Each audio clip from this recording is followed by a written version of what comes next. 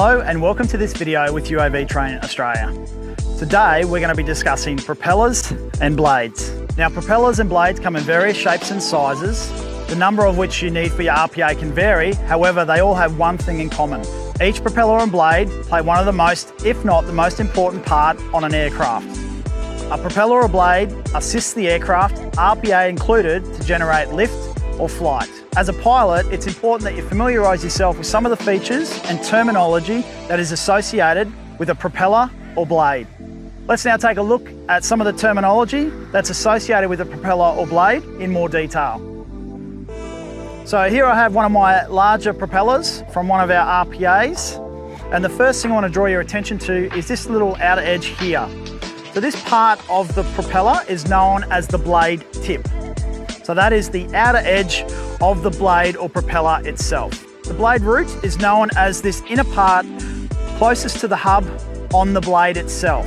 The leading edge of a propeller or blade is the blade surface in which cuts through the air as the propeller or blade rotates. So that's this side here, the leading edge, because that's the part that cuts through the air as my propeller rotates. The trailing edge of a propeller or blade is this surface here in which the air that has been separated by the leading edge over the aerofoil rejoins. So this is my trailing edge here. So I have my leading edge and my trailing edge.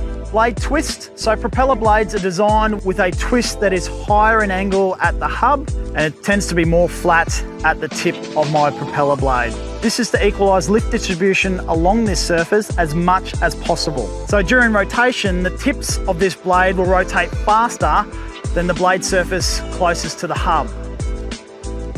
Blade taper. So as the blade extends from the hub to the tip, you can see that the blade is fatter here and tapers off to a more narrower surface here at the end of the blade tip. Taper is designed to give the motor good starting torque, but also reduces drag whilst the motor is starting up.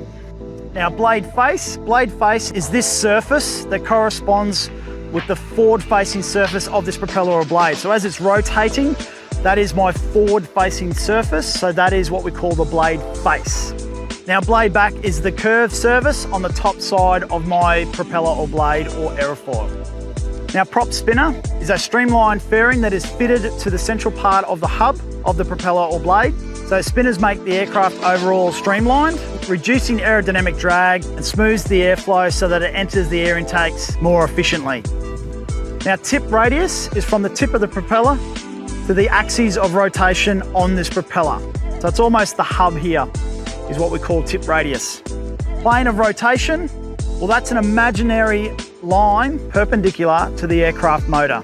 So if I have my prop connected to my motor and this prop is rotating, this would be my plane of rotation as the prop is rotating on that motor. Now aerofoil shape, if I was to take a hacksaw to my prop and cut it in half, and I'm looking at the cross-sectional shape here now of the blade surface itself, this is what we refer to as the aerofoil. So this is the design of an aerofoil, or in our case, a propeller or blade. So blade angle is the angle between the chord. So if I just get this one here. So our chord line goes from this furthest edge on the leading edge to the furthest edge there on the trailing edge. And if I draw a straight line through those, that is my chord line. So blade angle is the angle between the aerofoil chord line on my propeller or blade and the plane of rotation. So if this propeller was rotating, between my plane of rotation and this aerofoil chord line would be my blade angle. Now blade pitch is quite similar. It refers to the angle between the propeller chord line again and that plane of rotation. So that's my blade pitch also. Now the last thing is blade angle of attack. It's defined as the angle between my propeller chord line or the aerofoil chord line and the relative airflow as this propeller moves. So there we have it. Some of the terminology you may come across associated with propeller or blades.